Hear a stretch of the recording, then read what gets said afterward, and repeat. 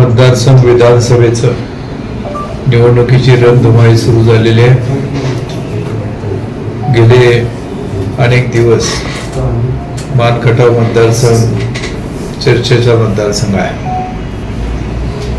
राष्ट्रवादी काँग्रेस शरद पवार पक्षाच्या वतीनं सन्माननीय प्रभाकरजी गारगे साहेबांची उमेदवारी निश्चित झालेली आहे। अधिकृतपणे पक्षाच्या वतीनं आणि महाविकास आघाडीच्या वतीनं त्यांनी उमेदवारी अर्ज त्या ठिकाणी दाखल केला आहे आणि तो मंजुरी झालेला आहे। त्यानंतर प्रचाराची पहिली सभा झाली होती।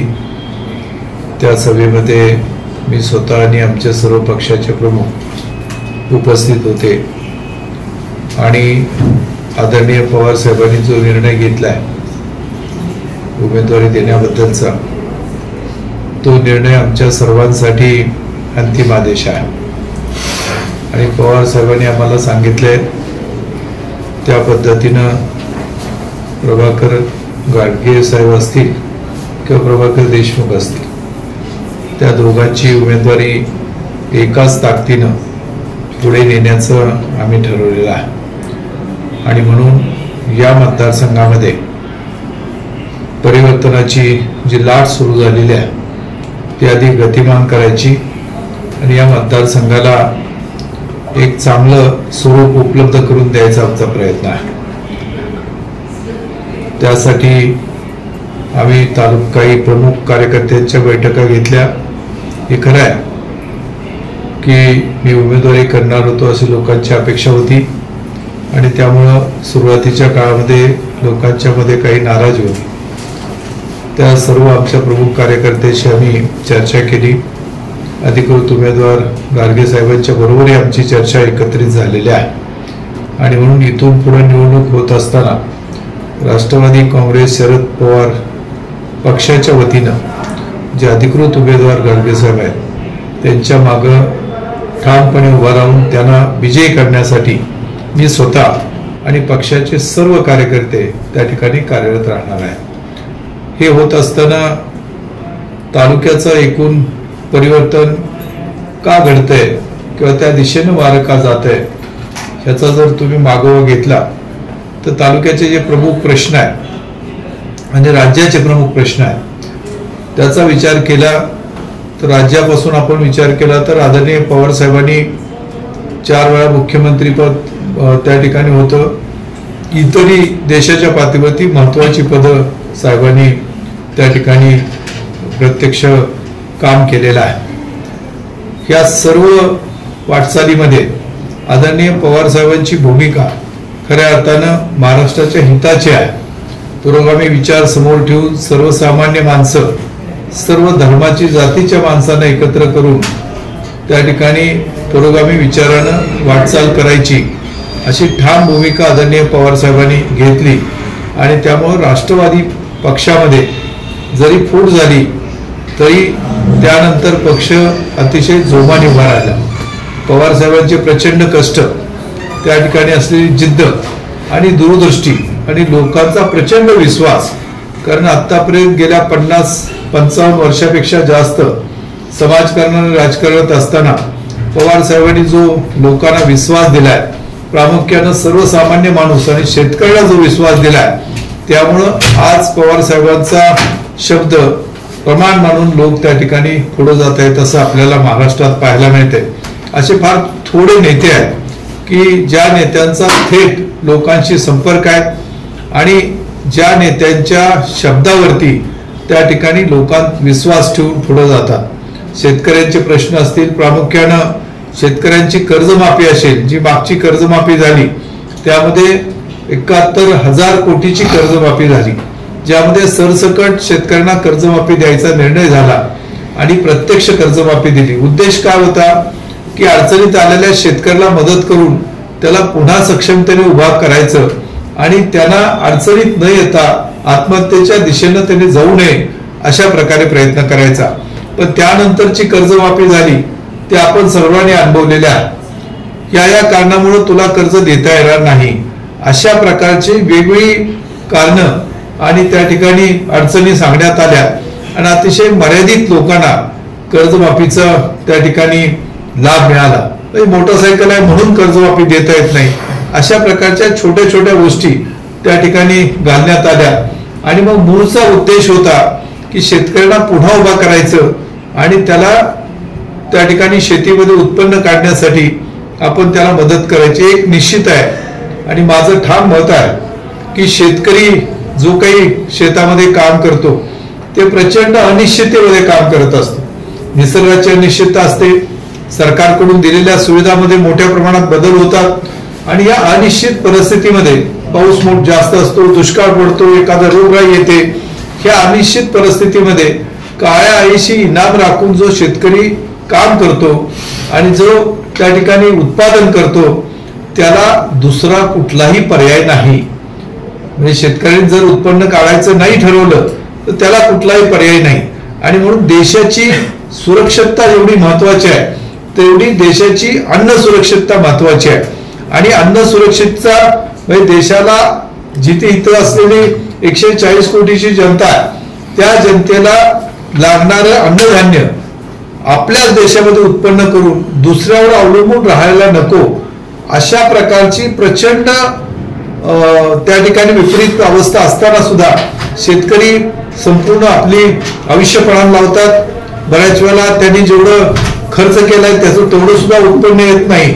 आणि म्हणून शेतकऱ्याच्या बाबतीत समाजातल्या प्रत्येक माणसाची भूमिका ही कृतज्ञतेची असली पाहिजे की तो आपल्यावरती काहीतरी उपकार करतोय, तो प्रचंड अडचणीमध्ये त्या ठिकाणी अन्न सुरक्षेची व्यवस्था करतोय. आणि म्हणून शेतकऱ्यांना मदत करणं ही शेतकऱ्यांवरची उपकार केले असं सरकारने किंवा कोणी मानायची आवश्यकता नाही, असं माझं स्पष्ट मत आहे. आणि म्हणून कर्जमाफी असेल, सुविधा द्यायच्या असतील तर ज्या त्या ठिकाणी उद्योगाला किंवा व्यवसायाला सुविधा देत आहेत त्यापेक्षा अधिक सुविधा शेतकऱ्यांना देण्याची आवश्यकता आहे. आणि म्हणून शेतकऱ्यांचे प्रश्न नेमकेपणानं जाणणारा महाराष्ट्रामध्ये कुठला नेता असेल तर आदरणीय पवार साहेब आहेत. मी स्वतः त्यांच्याबरोबर कृषी आयुक्त असताना काम करायची मला संधी मिळाली. दुष्काळ असेल, अतिवृष्टी असेल तर नेमकेपणानं शेतकऱ्यांना काय द्यायला पाहिजे हे पवार साहेब त्या शेतकऱ्यांचे प्रतिनिधी आणि आम्ही सर्व लोक अधिकारी होतो त्यांच्याकडून समजून घेऊन त्या सुविधा त्या वेळेला लगेच उपलब्ध करून दिलेल्या आहेत. शेतीमध्ये कुठल्याही सुविधा उपलब्ध करून देताना त्या क्षणाला उपलब्ध झाल्या तर त्याला काही ते अर्थ असतो, अन्यथा सीझन पुढे गेला तर आपल्याला त्या सुविधाला काही अर्थ राहत नाही. आणि म्हणून शेतकऱ्यांना जर सर्वसामान्य शेतकऱ्यांना मजुरांना जवळच कोण वाटत असेल तर आदरणीय पवार साहेब त्या ठिकाणी जवळचे वाटतात. आणि म्हणून भविष्य काळामध्ये शेतकऱ्यांचं जीवन सुखकर करणं, त्यांना योग्य त्या सुविधा निर्माण करून देणं, कारण ज्या ज्या खत असेल, औषध असतील याच्यामध्ये जी वाढ झाली आहे भावामध्ये आणि त्याच्यामध्ये जीएसटी आणि याच्या माध्यमातून जी काही प्रचंड भाववाढ झाली आहे ती शेतकऱ्यांना परवडणारी नाही. मी सकाळीच पाहत होतो मोठ्या प्रमाणात आत्महत्या होत आहेत, म्हणजे 20-25 हजारापेक्षा जास्त आत्महत्या महाराष्ट्रामध्ये व्हाव्यात आणि त्याच्याबद्दल कोण काही बोलू नये ह्याच्या इतकं काही दुर्दैव नाही. ह्याच्या प्रश्नावरती आपण खोलात जाऊन त्याच्यावरती प्रयत्न केला पाहिजे आणि हे कमीत कमी किंबहुना आत्महत्या होणार नाही अशा प्रकारे टार्गेट ठेवून भविष्य काळामध्ये आपल्याला वाटचाल करायची आहे. आणि म्हणून त्यासाठी लागणाऱ्या सुविधा आहेत, प्रामुख्याने पाण्याची सुविधा आहे, त्याचबरोबर इलेक्ट्रिकची सुविधा आहे, त्या ठिकाणी द्यायचे इनपुट आहेत, त्याच्यामध्ये फर्टिलायझर असतील, इतर इनपुट आहेत, त्याच्या सुविधा आहेत. तुम्हाला आठवत असेल की फर्टिलायझरची सबसिडी काढून घेत असताना देशाच्या पंतप्रधान साहेबांनी सांगितलं होतं ही सबसिडी थेट शेतकऱ्यांच्या अकाउंटला जाईल, पण प्रत्यक्षात सबसिडी काढून घेतली.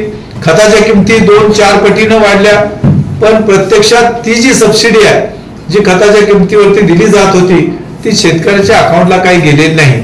आता शेतकऱ्याला 2000-1000 रुपये दिले जात आहेत, ते मिळणारी रक्कम आणि सबसिडीच्या स्वरूपात दिलेली रक्कम ह्याच्यामध्ये जमीन आसमानाचा फरक आहे.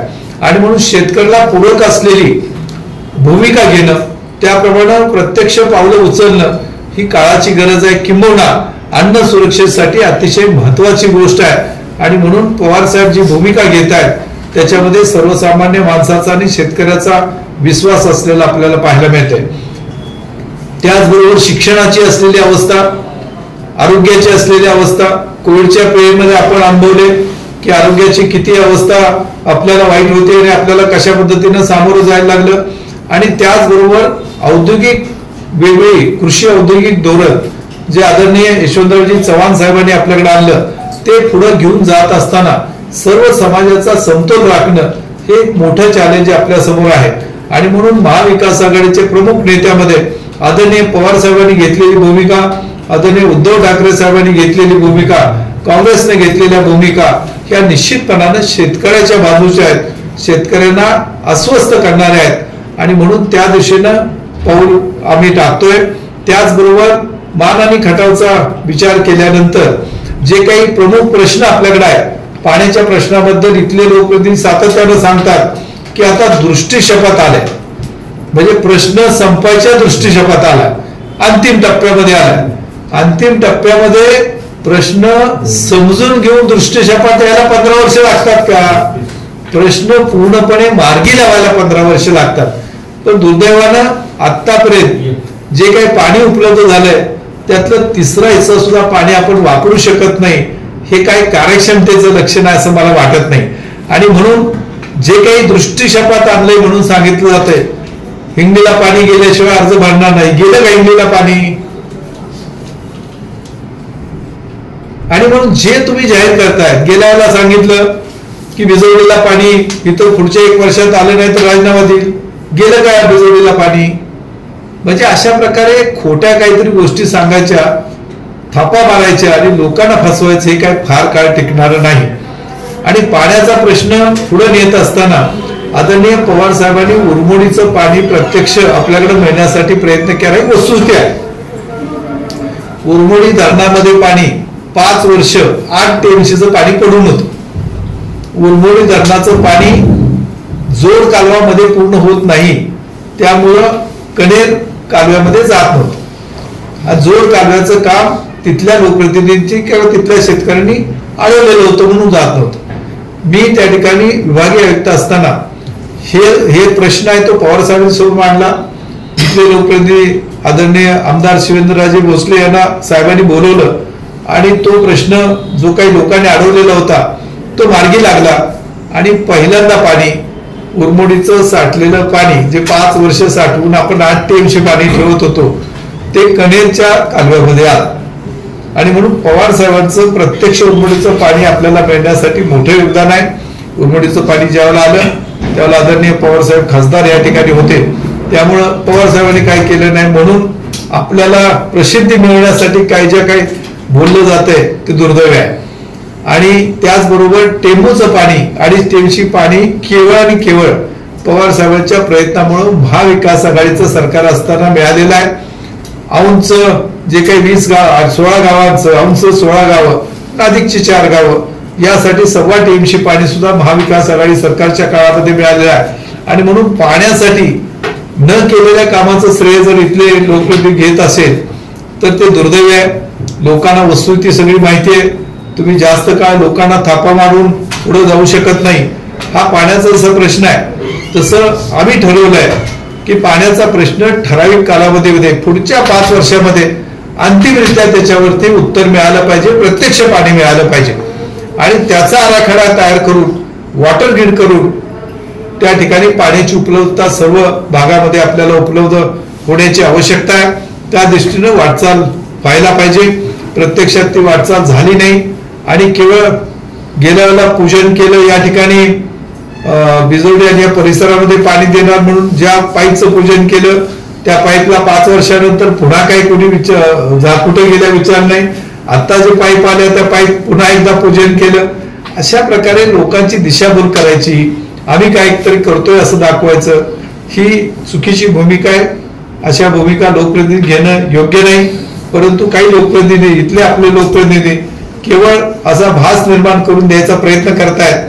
ते प्रत्यक्ष पाणी गेल्या 15 वर्षामध्ये का मिळालं नाही ह्याचं उत्तर त्यांनी देण्याची आवश्यकता आहे. पाण्याचा जसा विषय आहे तसं या भागामध्ये एक सुद्धा टेक्निकलचं नवीन कॉलेज किंवा डिप्लोमाचं कॉलेज एकही आलेलं नाही.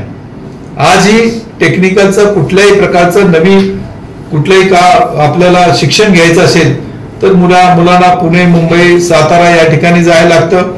मग गेल्या 15 वर्षामध्ये एकही अशा प्रकारचं कॉलेज, टेक्निकल कॉलेज का आलं नाही? एखादी सुद्धा सुविधा त्यांना निर्माण का झाली नाही? जे काही विकासाचा मोठा डोंगर उभा केला म्हणून सांगितला जातो, मग गावागावामध्ये रस्ते, पाणंदीच्या रस्त्याचे प्रश्न आज तहसीलदारकडे मोठ्या प्रमाणात पेंडिंग आहे. त्याच्याबद्दल का तिथे निर्णय होत नाही? त्याचबरोबर जे काही आरोग्याच्या सुविधा आहेत त्याची अत्यंत भयानक अशी परिस्थिती आहे. आज गेल्या 15 वर्षात एकही मल्टी स्पेशालिटी हॉस्पिटल मान आणि खटावमध्ये झालं नाही.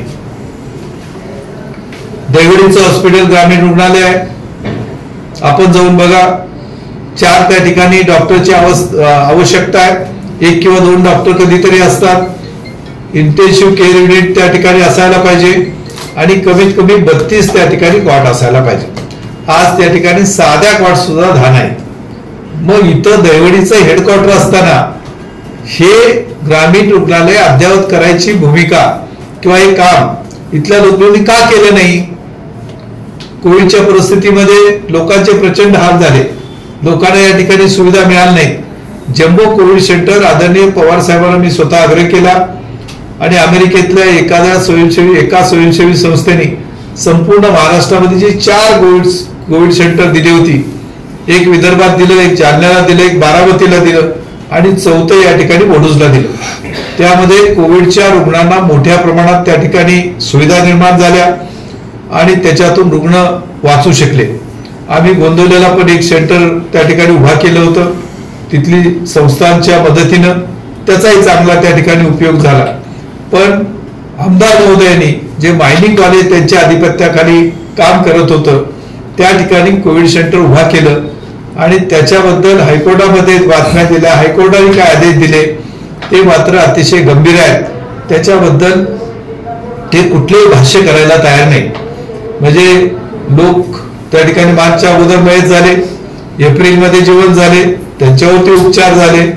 हा सगळा प्रकार आहे तो अतिशय दुर्दैवी आहे आणि मान आणि खटाव मतदारसंघामध्ये जे चाललंय त्याच्याबद्दल लोक बाहेर चेष्टेने बोलतात. मान आणि खटावची प्रचंड बदनामी होते. तर हे ज्यांनी बदनामी केली आहे आणि जे त्याला जबाबदार आहेत त्यांनी याच्याबद्दलचं उत्तर देण्याची आवश्यकता आहे. क्रीडा संकुल मान आणि खटावमध्ये पूर्ण गेलं का? आपल्याकडे क्रीडा संकुल आहे, भ्रष्टाचारामध्ये अडकले, ते पूर्ण झालेलं नाही. वडूजचं क्रीडा संकुलची काय अवस्था आहे? वडूजचं क्रीडा संकुल आज तिथं काही नाही, कंपाऊंड सुद्धा नाही, अशी अवस्था आहे.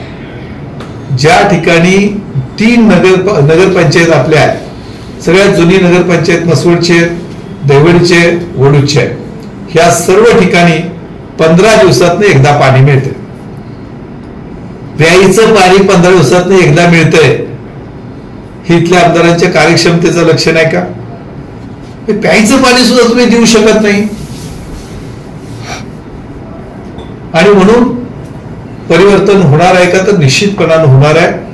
आणि महाविकास आघाडीचे उमेदवार जे आहेत पवार साहेबांना पाठिंबा देऊन पवार साहेबांचे हात बळकट करण्यासाठी महाविकास आघाडीचे इथले उमेदवार त्यांना निवडून द्यावं यासाठी आम्ही प्रयत्नांची पराकाष्ठा करणार आहोत. माझे सगळे कार्यकर्ते, राष्ट्रवादी काँग्रेस पक्षाचे कार्यकर्ते आणि आमचे घटक पक्ष आहेत, त्याच्यामध्ये काँग्रेस असेल, शिवसेना असेल, ते निश्चितपणानं या उमेदवाराला विजय करण्यासाठी प्रयत्नांची पराकाष्ठा करतील आणि इथले उमेदवार प्रभाकर घारगे साहेब विजय होतील असं मला त्या ठिकाणी विश्वास वाटतो. आणि त्या दृष्टीनं पुढची 15 दिवसाचा जो काही कालावधी आमच्याकडे 15-20 दिवसाचा आहे, तो कालावधीमध्ये ही यंत्रणा अधिक सक्षमपणे पुढे नेण्याचा आमचा प्रयत्न आहे. आणि खऱ्या अर्थानं मान आणि खटावचा विकास होत असताना जे लोकांना अपेक्षित आहे ते व्हायला पाहिजे. त्या ठिकाणी सांगोल्याला मोठ्या प्रमाणात फळबाग होते. सांगोळाचा संपूर्ण तालुका फळबागेसाठी प्रसिद्ध आहे. तीच परिस्थिती आज मान आणि खटावमध्ये हवामान आहे. मग सांगोल्याला फळबाग मोठ्या प्रमाणात होते, करोड रुपयाचा उलाढाल होते, तर मान आणि खटावमध्ये का होत नाही? इथं एक्सपोर्ट झोन का होत नाही? त्याच्यासाठी काय प्रयत्न इथल्या लोकप्रतिनिधींनी केला याचं सुद्धा त्यांना उत्तर द्यायला लागेल. आणि म्हणून पवार साहेबांच्या नेतृत्वाखाली या ठिकाणी विजय मिळवण्यासाठी आम्ही पवार साहेबांचा आदेश अंतिम राहून त्या ठिकाणी प्रयत्न करणार आहोत आणि निश्चितपणाने त्याच्यामध्ये विजय मिळेल। या ठिकाणी असलेल्या राष्ट्रवादी काँग्रेस पक्ष आणि महाविकास आघाडीच्या सर्व घटक पक्षांना माझी विनंती आहे आणि निश्चितपणाने मी या ठिकाणी सांगू शकतो की ते सर्वजण पूर्ण क्षमतेने आमच्या उमेदवाराला विजय करण्यासाठी त्या ठिकाणी प्रयत्नांची पराकाष्ठा करतील आणि निश्चितपणाने विजय होईल, परिवर्तन होईल अशा प्रकारचा विश्वास त्या ठिकाणी मला वाटतो। सबस्क्राइब करा, अपडेट रहा। मान रिलेटिव्ह न्यूज नेटवर्क साठी दौलत नाईक, दहिवडी।